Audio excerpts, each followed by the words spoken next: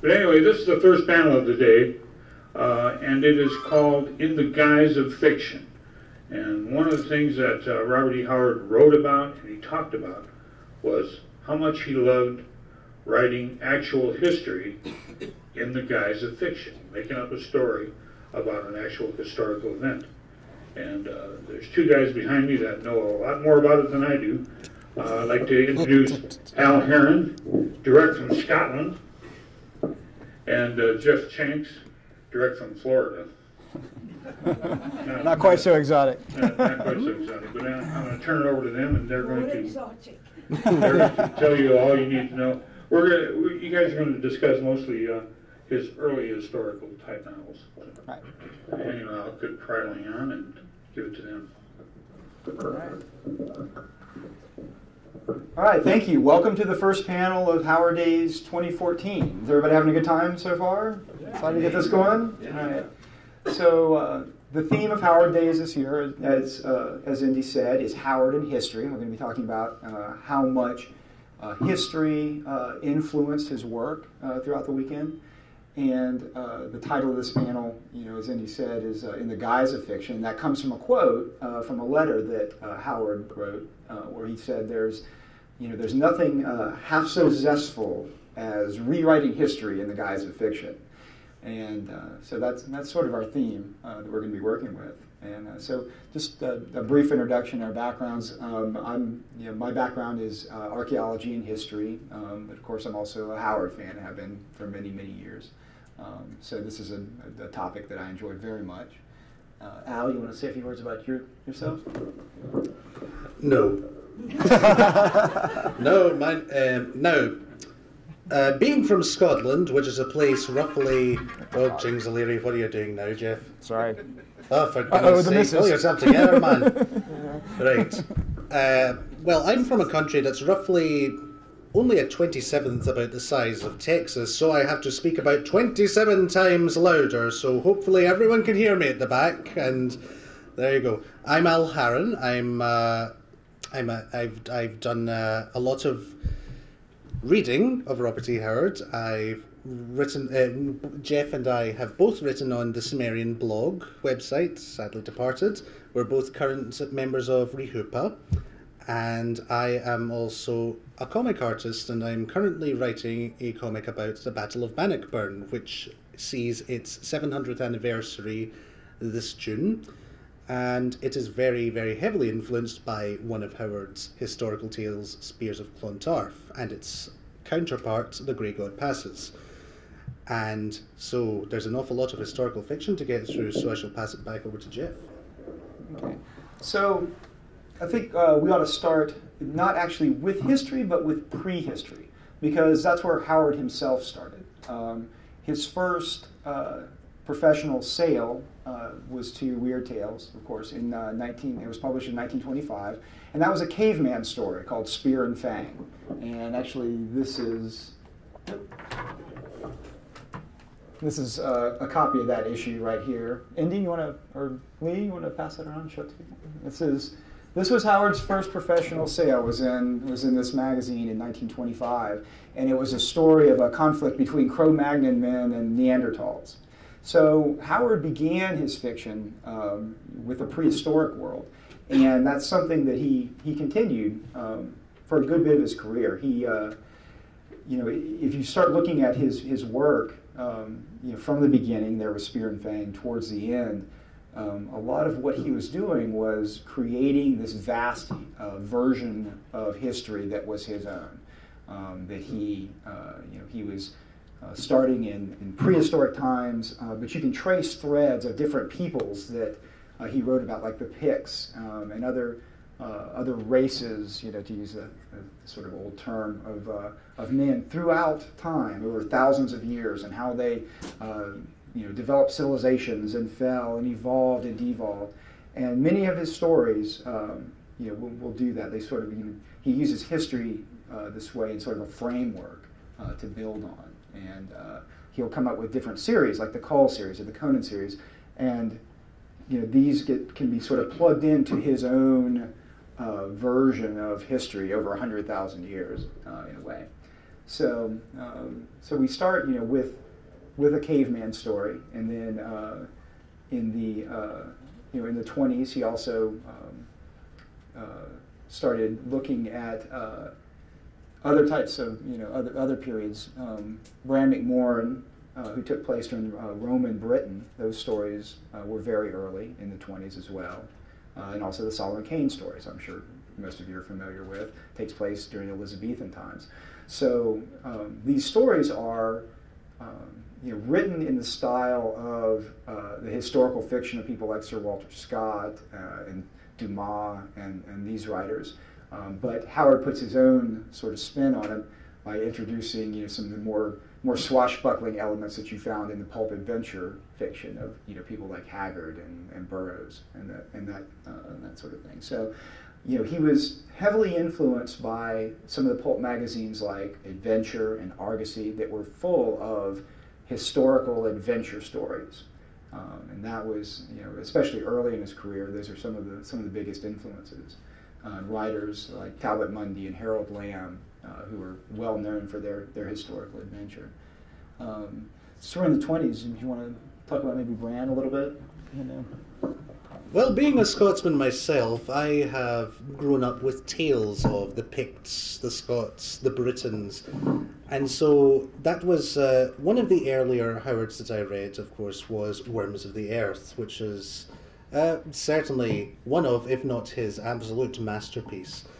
But what I found most interesting about Howard was he, during the time of, well, roughly contemporaneous, we had Prince Valiant being very popular, and so there was a very high regard, and of course in the Robin Hood as well, in the cinema, and so there was a very great appreciation for chivalry and high romance and all these wonderful ideals. Howard, on the other hand, decided to get into the nitty-gritty in his historical fiction. He still had a place for a certain amount of idealism, but it was mostly very frank, very, I believe, Harold Lamb, yes, a quote he described, if he could describe the medieval period, it would be, in a sentence, it would be 1,000 battle axes red with blood.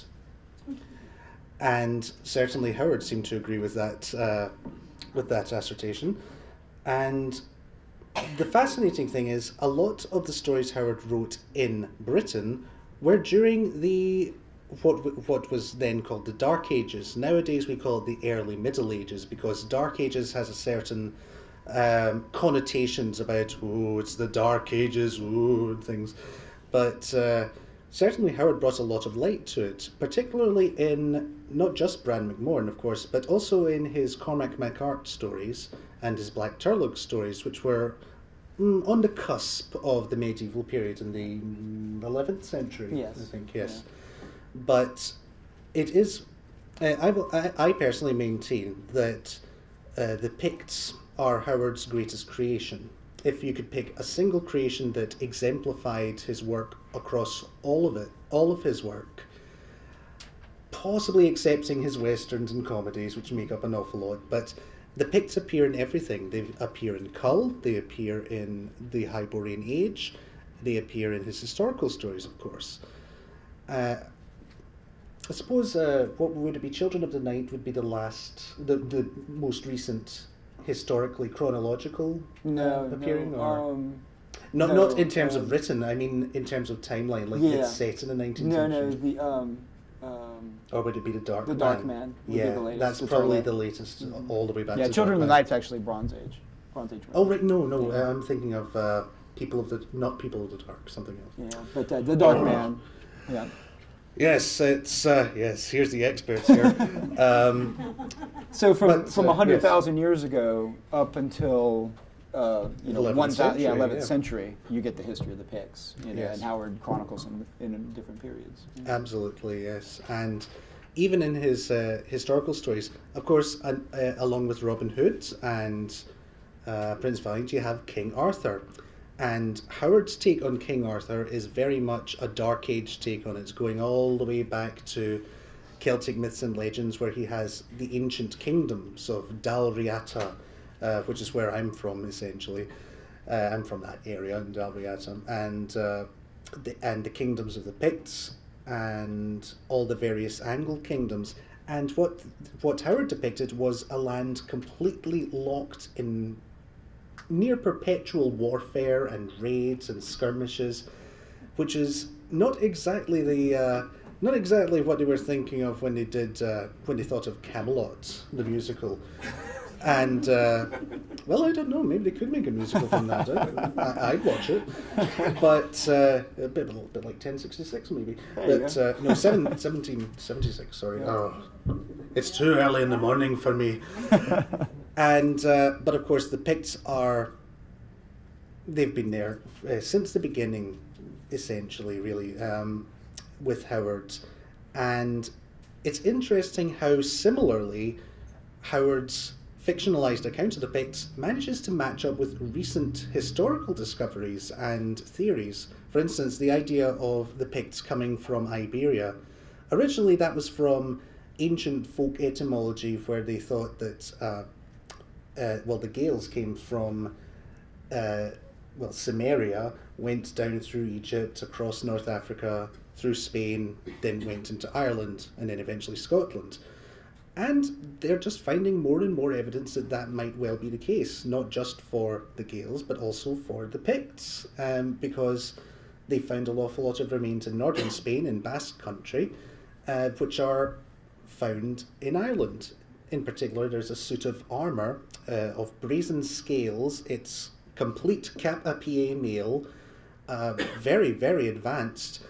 And the only places they've ever found this particular type are in northern Spain and southern Ireland, which is a very interesting find for this is pre-Golden Age Ireland as well. So they're pretty much the shock-headed savages of Howard, and Howard has a very historical sensibility that ends up being more right than wrong most of the time, which I find really quite fascinating about him. Right. Well, and that comes from the fact that Howard, did a lot of research, as much as he could, for what was available to him here in Cross Plains. As you can imagine, Cross Plains in the early 20th century, it was not New York or Chicago. It was difficult to get books, periodicals. That was even more difficult.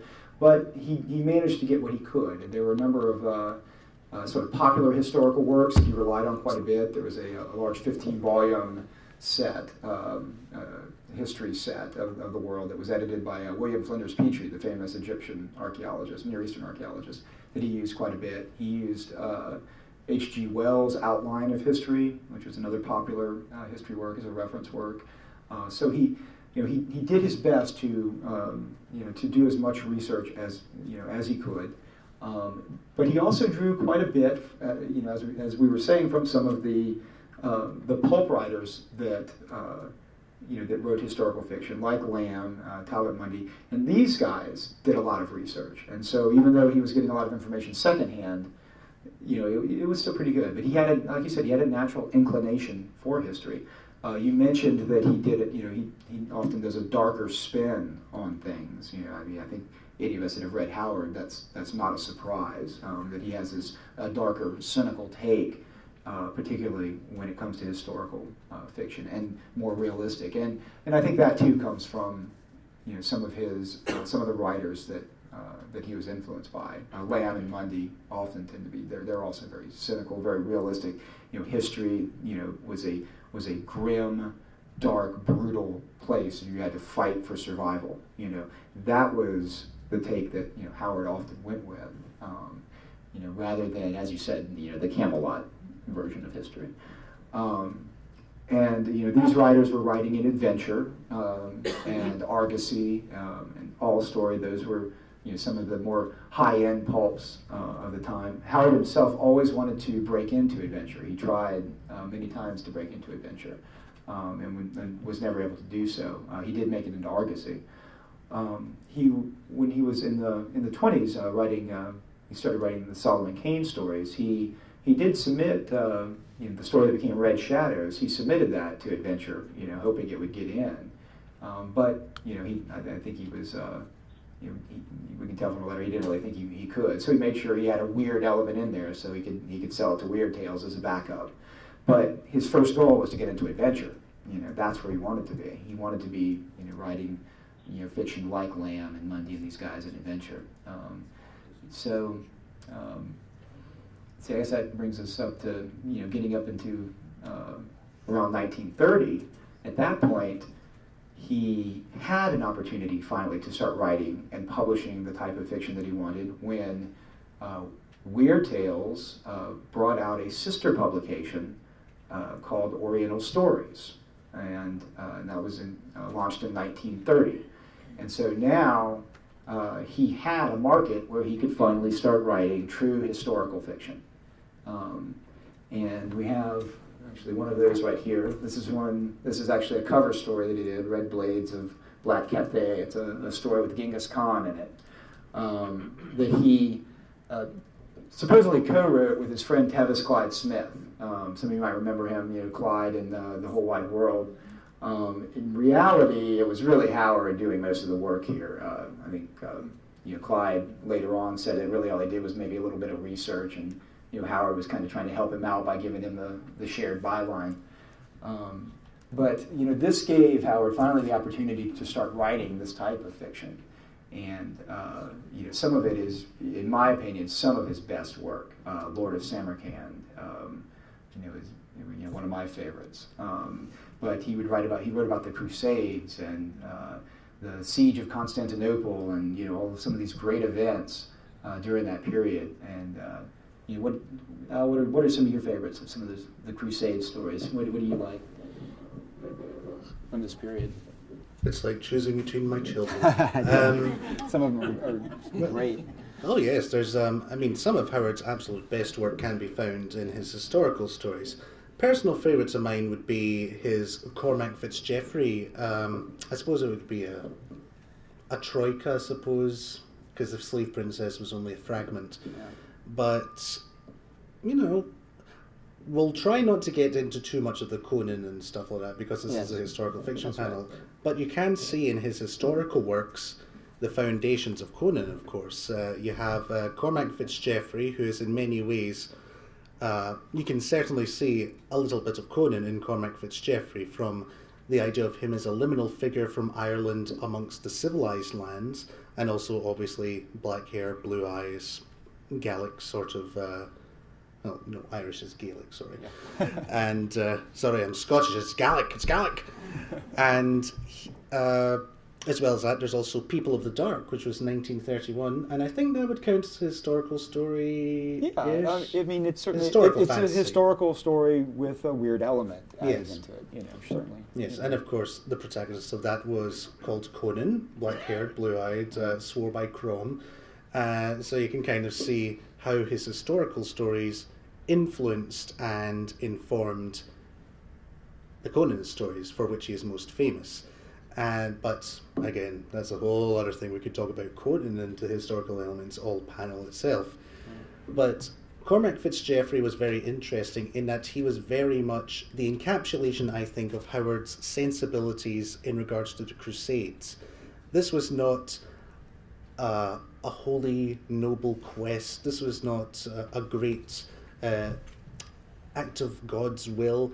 This was about a bunch of savage, angry, violent people going about finding other angry, savage, violent people and killing each other.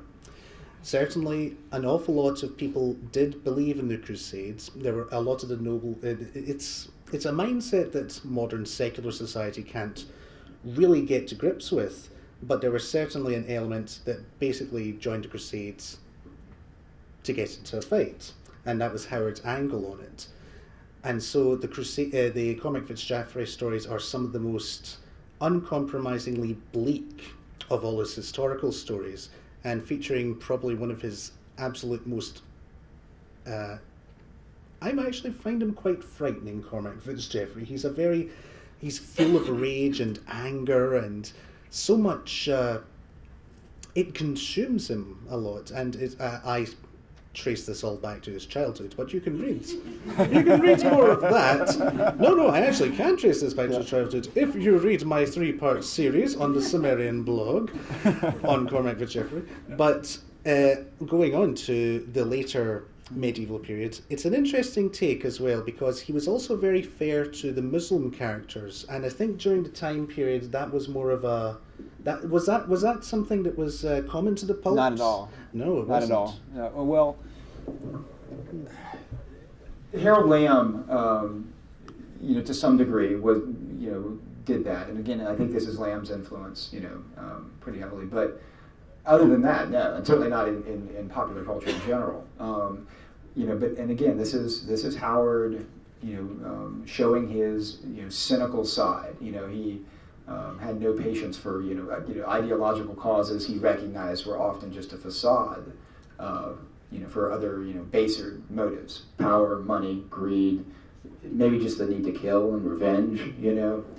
This is what he did with history. He in a lot of ways he was prefiguring people like George Martin in Game of Thrones, where you get this grim, brutal version of a medieval world.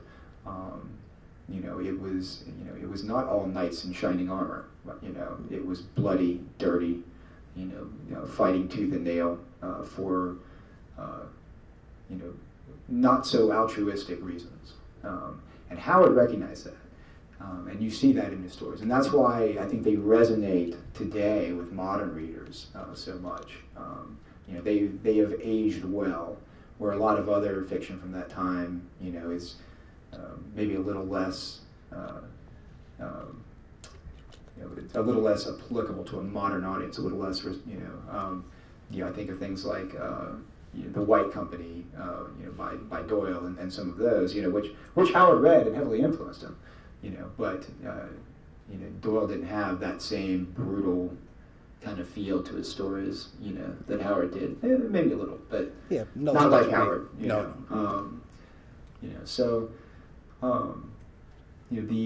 The title, we're talking about Oriental Stories, where he was publishing some of these. It switched in I forget which year, 33, 34. They changed titles to The Magic Carpet, which is kind of a silly title. Oriental Stories work better, I think. But so he continued even after the Conan story started. He still continued to write historical fiction, but you do see him in his letters. You complain a bit that he's that having to do the research for these is tough, and you're writing historical fiction, and there's a lot of, even back then, there were fans who would nitpick you to death about the detail. Well, that's the wrong type of hilt on that sword, and he's got the, I mean, you think that's a product of the internet age. It wasn't. He would have, you get things wrong. There would have been a letter about it in the next letter column of Oriental Stories, pointing out where he messed up. And so like you said, we don't want to get off into the Conan stuff, too much, because that's. But that is an important part of this. One of the reasons he, started that he says, he got into wanting to create his own Hyborian age was so that he could write historical fiction, but he had the fail-safe that, hey, it's not, technically this isn't this historical period, it's my own made-up period, so if I make a mistake, it's not really a mistake, it's just, this is a fictional, take on the medieval world. It's not really the Crusades, it's a fictional period, So, being able to do that, to have this fictional prehistoric world that he set, almost in a chronological bubble by itself back in the past, it allowed him to continue to write historical type stories, historical adventure stories, but without having to make sure he had every little detail perfect. So the Conan stories were absolutely born out of, among other things, but they were born out of these historical adventure stories. There's no question about that. So that is an important point, and absolutely tied to the historicals. So after a while, he started focusing, I guess, more on those. And Magic Carpet eventually folded, and so with that, he really lost his one outlet to publish historical adventures. One of the last ones, though, was not really a crusade story. It's set a little bit different, the Siege of Constantinople in the 16th century. But it introduced a character that most of you are probably familiar with in one variation or another. You want to talk about? Do I want to talk about it? I thought you might. I believe we'll start off with Red Sonja, certainly. Yes. The story is Shadow of the Vulture. Yes, The Shadow of the Vulture is quite a fascinating little story because it's quite, I would say it's quite different from his stories in a number of ways, in that it has, well, for one thing, it has co-protagonists, in that, well, actually, there's quite a few protagonists if you consider Suleiman himself. He's a point of view character. Yes. Again, this is just like Game of Thrones. You have multiple point of view characters in The Shadow of the Vulture. But Red Sonja, of course, was another case of Howard managing to be ahead of the curve, because at that point in time, the idea of women warriors there was this sense of they were mythical. They weren't real. They were more like figureheads. Like Joan of Arc she never got into the fighting. She was just wearing armor, and she was an inspirational cause. And Boudica didn't really fight. She just led a rebellion. And so sometimes, I don't know if that wincing is because you disagree, or if no, not at all. It's me smirking at how. Oh right, yeah. Because again, back then, it was only a few decades after women got the vote, even, and so there was this sensibility that women weren't warriors and they couldn't handle it, and even accounting for average differences in frame and size, a woman's got an arm just like any man, and they can carry a sword just like any man. When you're in a battlefield, does it really matter who's carrying the sword when they've got about 10 of them? And so Red Sonja was certainly one of Howard's best female characters, because she manages to both be the start of a stereotype and also break out of that stereotype before it even began in many ways. She's not romantically linked to the protagonist. She's not a prize to be won, and she's not someone to be rescued. Indeed, she actually ends up saving the co-protagonist, Gottfried von Kalmbach, blooming 6-foot, gigantic, Germanic Landsknecht, and with moustache and all that. Mostly because he was drunk half the time. Those Landsknechts, am I right, Jeff? Yes.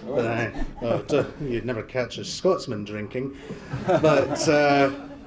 Did I say that out loud? But ultimately, it was the start of a couple of these heroes. Well, I suppose before that you had Helen Tavril, who was in The Isle of Pirates Doom, which is a very interesting wee story as well, and I think it deserves better study.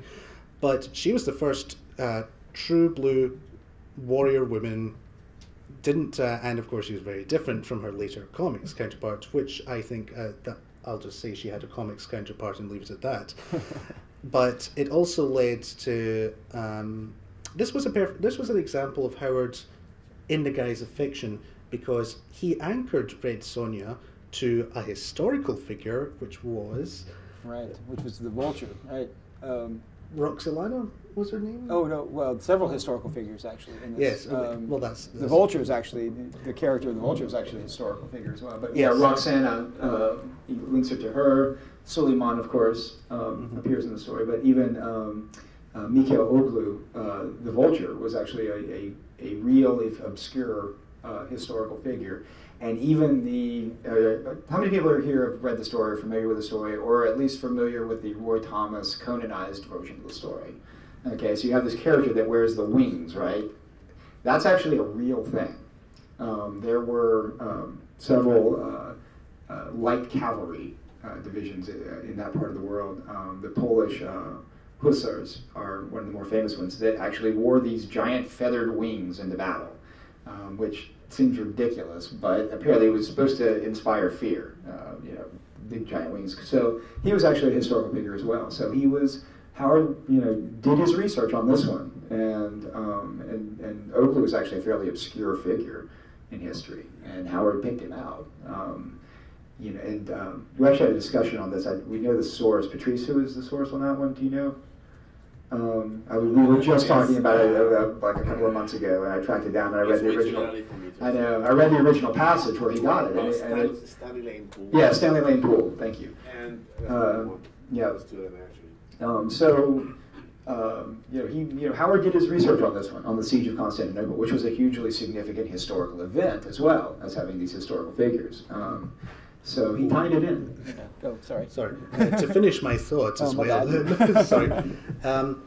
And of course, leading on from Red Sonja was, of course, my favourite Robert E. Howard character of them all, Dark Agnes, who is, superficially, you would say that she's similar to Red Sonja in that she has red hair, a fiery temper, and I hate that cover. It just doesn't get it for me. But anyway, it's still a great book. Don't let the cover throw you off. It's a great book. The French version's better, I think. Well, it is. I'm not just saying that. It is better. But Sword Women is absolutely. It's remarkable. It is an amazing story. In terms of, it's one of the very few Howard stories that is written from the first-person perspective. And it is one of the very few origin stories for a Howard character as well, because we all know that Conan, we never see baby Conan, we never see baby Cull. Well, we know enough about baby Cull to know that, but we don't get an account of his babyhood. Whereas with Sword Women, well, we don't see Agnes's babyhood either, but we do get a very definitive reason for her existence and a reason for her striking out against French society of the 15th century. Yeah, something like that. 16th. Thank you, Patrice. Yeah, that's right. Yeah, and sorry. I keep forgetting the bloody things, Yeah. but But she has an origin story. she does have an origin story, Yeah. and between Helen Tavril and Red Sonja and Dark Agnes, that's quite a large number of warrior women that Howard wrote about. And of course, in recent times, there's been a very large shift in terms of historical studies, looking back to actually reassess a lot of things. Perfect example is just recently, Jeff will probably know more about this, is they've been studying cave paintings. And it was just assumed that these cave paintings were done by the men. They thought, oh, right, these are clearly battle plans by the men and stuff. And then somebody thought, why don't we actually study the thumb marks and the brush marks just to see what that is? And using forensic evidence, they found that these paintings were made by women. It's wee things like that which make you look at history in a different light. Similarly, a lot of Viking graves, when they dug up the bones, they just assumed they were men. But then somebody thought, why don't we actually study the skeletons and see what we can find out? There are a fair number of Viking warrior women buried with swords and shields, and ceremonial even, maybe even just status symbols, but they're there. Same with Celtic and all sorts of other societies. You've got the Scythians. The Scythians. Yeah, the Scythians yes. as well. That's actually when I've actually worked on the Scythian side, so that one's near and dear to my heart. They found warrior women burials in Scythian tombs as well. Well, and, that doesn't surprise me and not at just all. women in armor, but were human remains that show wounds. You know, they were fighting as well. Yes. So yeah. So Howard, real quick. So to get that point, Howard, had even though that was not really on anyone's radar at this time in Howard's day in popular culture, Howard was tapping into that instinctively. But I think it's significant. You rattled off several of Howard's warrior women. Only one of those got published, and that's a significant point. As cool as Dark Agnes is, as much as today we find we love the story, it didn't make the cut. Back then, having a strong female protagonist like this. Red Sonja did, but she's not the lead by herself, as you pointed out, and so maybe that made it possible. So Howard again was ahead of his time in that area. Well, there is another warrior woman, of course. There's Valeria, but she's fantasy. But again, she is secondary to Conan in the story. Although she starts off the story as well, though. So there's. I think she could be like second billing, at least, for that. She did make the cover, and Conan didn't. Just for the record, so. That may be for different reasons. Yeah. So there is a very large Solomon Kane-shaped hole as well in our discussions. He would count as a historical character as well. Yeah, I mean, I briefly mentioned him. He was an attempt to try and break into Argosy. It was one of the stories that he submitted to Argosy, and he didn't make it. So he had the weird element to fall back on, so he could still get it published. So I mean, most of Howard's characters, in one way or another, even the ones that have horror elements or weird elements in them, they're still rooted in history, I think. But we're getting to the point. I think why don't we open it up to some questions?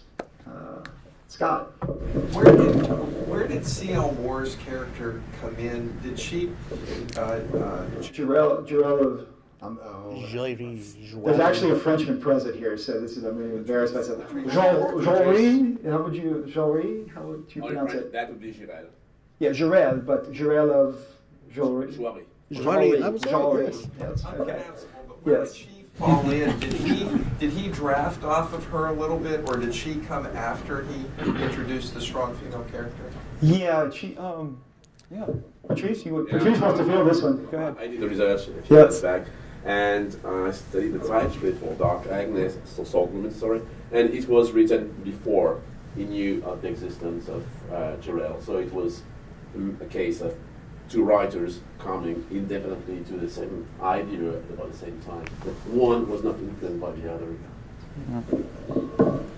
The first Dark Agnes story is from 1934, probably March to May, something like that. Is there anything to be said about the connection between Howard's interest in the Celts in general and the Picts in particular, and what's called in scholarship generally the Celtic Twilight, coming from the Irish Renaissance? You want to fill that one out? I can try. I think there's certainly a good possibility of that. Yes. Maybe, yeah. Certainly. Well, because ultimately Howard had a great deal of love for the Irish and, the Celts, believing himself to have Irish ancestry as well. And, of course, the actual genealogical research has proven slight differences, and to say the least. But ultimately, yeah, I think it would. I mean, I can't remember if he's read Yeats. I can't remember either. He never mentions it. Doesn't mention it. Yeah. No, because there are a lot of things in Yeats that really ring true for Howard. Particularly, there's a study in supernatural. The Scots and the Irish's response to the supernatural, which I think is absolutely fascinating. But of course, there's no way of knowing if Howard read it or not, and there's no evidence to say that he did. But I do think there is certainly, from the people that he has read, there is certainly a fair amount of evidence for that. I don't know if you can be more helpful. No, not really. We don't, like you said, the evidence isn't there, but he was, he read quite a bit about Celtic history. He self-identified as Irish. Whether he really was or not, or how Irish he was, is a matter of debate. I know Patrice has thoughts on that. He certainly self-identified with the Irish and with Irish history. Did you want to follow up? Oh, yeah, I was just saying, I was thinking more, not particularly about genealogy, but literary influence. Right. But someone like, and I'm not sure I'm pronouncing his last name right, Arthur Machen or Arthur Macon. Oh, yes. Oh, absolutely. It's Machen. He was heavily influenced by Machen, at least with certain stories. In fact, one that we've already discussed, Worms of the Earth, all of his Little People stories, a lot of them were heavily influenced by Machen. There's several of these stories where he talks about this. Actually, just did a big article just on this in particular, on the Little People theme in Howard. That very much comes from The Shining Pyramid, the novel of the Black Seal by Machen. And if anyone here hasn't read Machen, I highly recommend it. He was a turn of the century, late 19th, early 20th century Welsh horror writer, and he liked to write these stories that was sort of a darker twist on the fairy stories of the Victorian period. The little people, they weren't sort of these magic little elves living under the ground. They were, this was coming out of Darwinist theory at the time. It was kind of a weird twist on that. The idea that there was this prehistoric pygmy race in Europe, and that they were the little people were these dark, deformed people that if they could come out and get you or whatever. Howard picked up on that. Lovecraft was also influenced by these stories and did a couple of stories like The Lurking Fear that played on this theme. So definitely he was influenced by Mackin. He lists Mackin as one of his favorite writers. Of course, too. Irish. Another one? Yes, and I think there's not a lot of evidence of. Howard mentions Dunsany. He mentions his verse. He doesn't. There's not a whole lot of evidence that he was that influenced by Dunsany. If it was there, it was minimal, I think. Certainly not as much as Lovecraft was. Do you have a question? I think one of the things that comes up with why Howard ages so well is in the sense of nuance. His approach, his ideology of history, and his knowledge of it, he understood the idea of things waxing and waning, of cultures intermingling and interbreeding and migrating and all this sort of thing, which, seems like a lot of the historical fiction was cultural mythology that was very purist, whatever ethnicity, whatever culture you had. And I see a lot of, I'm sure a lot of other people do, his kind of ambivalent, both adversarial and admiration for Native Americans coming out in his Pictish mythology, which is even, I think that's probably where most of his inspiration comes from, but it's even more interesting in the sense of the archaeology of Native Americans, and that there seems to be some genetic component, almost like in line with Howard's mythology, that came from the East and Europe, with some of the remains and genetic testing, and it wasn't just all Asiatic.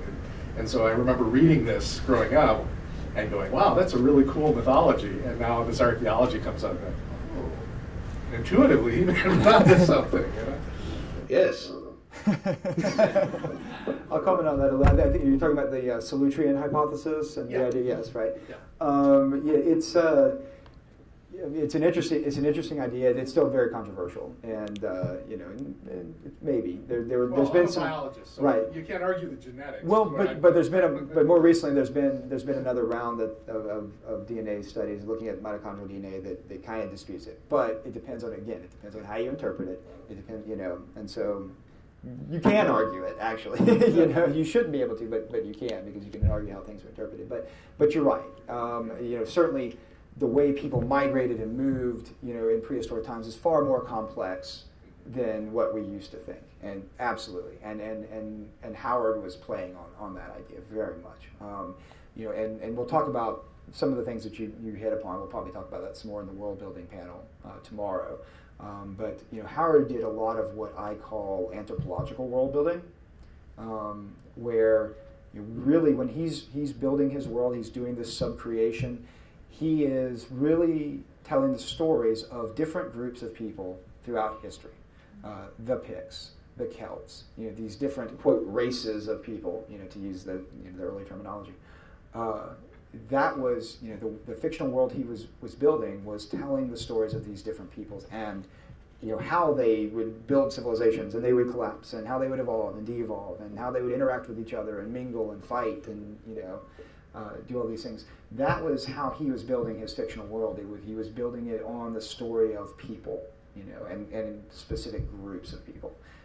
And a lot of these historical stories, that idea of their race, their ethnicity comes into play very much. So it's always, even if it's a crusade story, he makes sure that Cormac Fitzgerald, you know what his ethnicity is. He's not just a European crusader. It's all about telling the stories of people in these different groups coming into conflict with each other. So Howard was building his worlds based on anthropology rather than, say, philology and languages like Tolkien did. So and understanding the fluidity of it rather Yes. than the idea that this was fixed. Absolutely, absolutely. Yes. Howard obviously had a wealth of knowledge about history and such. At what age do we know that he started reading? Early, right? Patrice, this is probably a better question for one of the biographers like Rusty or Patrice, but we know at age 9 he had the famous line where he told one of his neighbors that he wanted to write stories about pirates and maybe cannibals, which I'm sure freaked out his neighbor here in Cross Plains when the 9-year-old told him that. So he was clearly, even by that age, he was obviously reading this type of material. Do you know? Well, didn't he write a school project on the history of the Picts as well, or was that, am I misremembering that? There was an essay, but that was in high school. I think. High school. Right. And it doesn't survive, correct? Or part of it does. Part of it survives, is that right? I think he tried to recall it in a letter, perhaps. He was trying to remember back then. He mentioned a poem he wrote in 19 when he was young. Right. Yeah. He was lost. And, Right. Oh, I see. But we don't have any dates or. Yeah. DeCamp shares that anecdote where he meets the woman, she's the librarian of the local library. He's out walking with his dog, and he accosts the librarian and says, when I grow up, I'm going to write stories about pirates, cannibals. Would you read them? Right. Says, That's the one I was referring to. Yeah, he was 9 when he said that. So, okay. yeah. Yeah. Ed? Ed? When Magic Carpet ended, Howard's output of historical stories kind of ended. Right. But his last story was Neck Semerket, Yes. which was kind of a historical. It was, but it had a weird element. But who was he going to send that to? Was it Weird Tale? No, it wasn't Weird Tale. I've seen a lot of people, I've seen it said that, by that point, Weird Tales owed him money, and he was, it kind of moved away from weird fiction, but he was, writing Neck Simmercat, which is a sort of a weird Western. I don't know, some of them might disagree with me, but I think he was maybe thinking of Argosy at that, Argosy at that point, because he had already sold one weird Western to Argosy by that point, The Dead Remember. So possibly, he was looking. That was a big market. He had just broken in, and he'd sold a funny Western, a couple of straight Westerns, and a weird Western to Argosy. So, Elverac was. but the answer is we don't know, for sure. That's my guess. I don't know. Your mileage may vary. Patrice may disagree. I don't know. Rusty has a comment. I think bringing up the Western is a good point, though, because I think starting about 1933 or so with his correspondence to Lovecraft, you see his interest in history shifting to the American frontier. Right. And so he moved into Western writing. Yeah. And then Neck Simmercat, it's a weird story, but it's a weird Western. Scott? Yeah. How were some of the historical or the ideas that he tapped into, or philosophies like about genetic superiority, and like how pervasive were they back in that era? Were they kind of mainstream accepted, and he just bought into mainstream accepted, or were they loony back then? And then, well, the answer is yes and no. The general answer is yes. This was mainstream thought. It's what we call racialist anthropology that really sort of started in the 19th century, and this was the idea of classifying humans by race, by their morphological traits, which today we know, now that we know about genetics, we know that it's silly and superficial, and it's like classifying people by hair color or eye color. Genetically, it's the same thing. Blue eyes better. Right. So, but at the time, this was the prevalent science at the time. Now, I say that by the time Howard was writing, anthropology had moved away from that. With Franz Boas, it was really the one that sort of led the shift in anthropology to get away from that, and was showing that was nonsense, and this was just pseudoscience and crazy.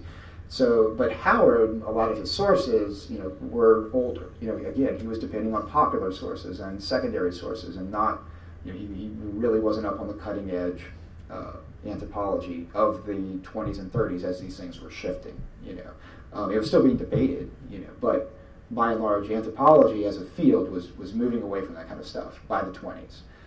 But most of Howard's sources were earlier than that.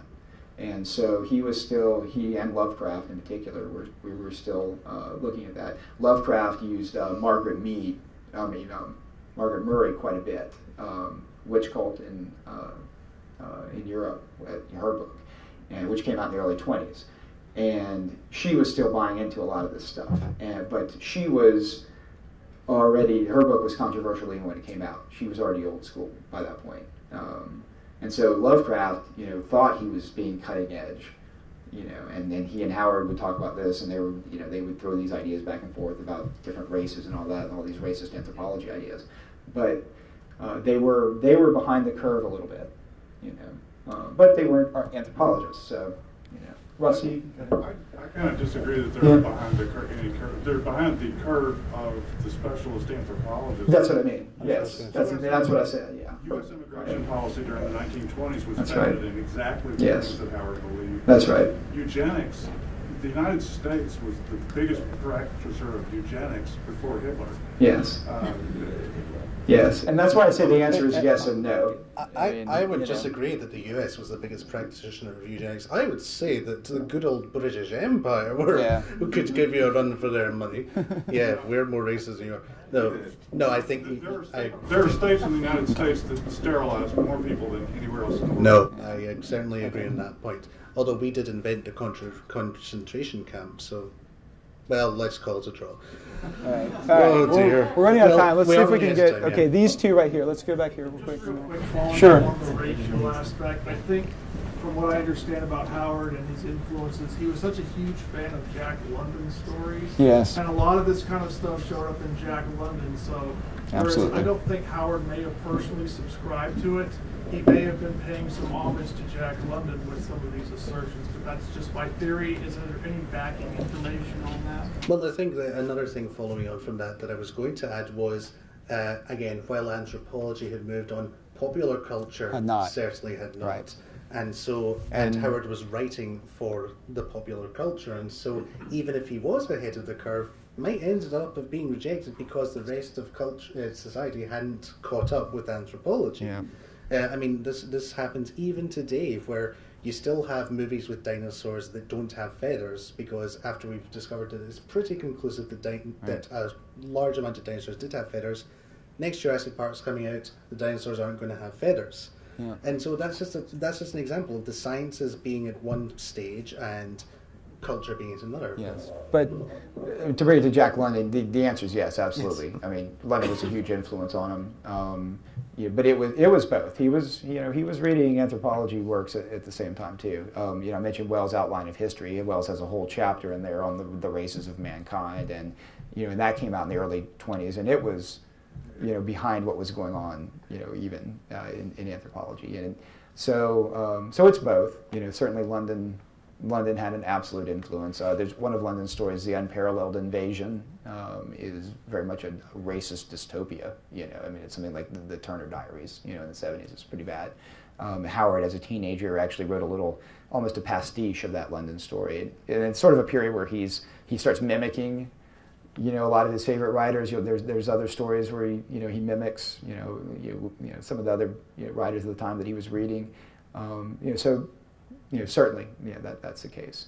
Juvenalia, it is. Yes, yeah, absolutely. When he was a teenager. Let me get one more question. Go ahead, and we're out of time. I was just going to agree with that distinction between popular and culture and academia, and I think that's right. I wonder if Howard sometimes had a hard time selling the stories because, agreeing with Rusty, I think he was ahead of the curve in that what I brought up earlier, the fluidity, because these ideas of racialism and so on were the idea that they were fixed, and in Howard's fiction, you get interbreeding, and you also get especially waxing and waning of cultures. Right. So there's no fixed racial superiority. It goes in cycles for all of them. Right.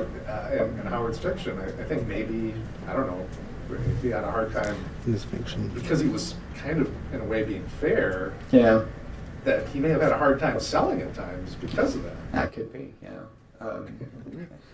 well, I mean, you just look right here of example of Howard being so far forward that it just didn't sell. I mean, we don't know the exact reasons that Sword Women didn't sell, if he even put it in, did he? Men of the Shadows might be a good example of that, where he's tracing. This was an early story he wrote for Weird Tales, where it's essentially him tracing the history, the racial history of a people. And Farnsworth Wright rejected it. He said, "There's no story here. You're just telling me it's just sort of this racial history. What is that? That's not even a story. And so it was rejected for that. In that case, it wasn't necessarily because of the content, but because of the story structure. But that certainly could be the case. Well, I think we're out of time, so I'm going to hand it back to Bill Cavalier. Thank you guys so much. I appreciate it.